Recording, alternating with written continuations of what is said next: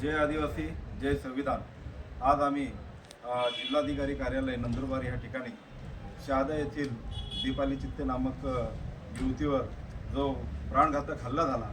त्याच्यावर कठोर कार्यवाही व्हावी आणि जो आरोपी आहे त्या आरोपीला कठोरात कठोर शिक्षा मिळावी याच्यासाठी आम्ही या ठिकाणी निवेदन देण्यासाठी आदिवासी भिल्ल समाज संघटना, भारत आदिवासी संविधान सेना यामार्फत आम्ही या ठिकाणी प्रशासनाला निवेदन सादर केले आणि आरोपीला त्याच्यावर एक गुन्हा दाखल होता आणि गुन्हा दाखल असून त्याला कोर्टाने तात्काळ असं बेल मंजूर केली आणि त्याच्यानंतर दवाखान्यात ॲडमिट असलेली ही जी जखमी युवती आहे तिचा दुर्दैवी मृत्यू झालेला आहे आणि तिच्या जीवास कारणीभूत हा युवक असल्याने हा कुरेशी नामक जो आरोपी आहे याला कठोरात कठोर शिक्षा व्हावी अशा प्रकारची मागणी आम्ही निवेदनाद्वारे प्रशासनाकडे केलेली आहे।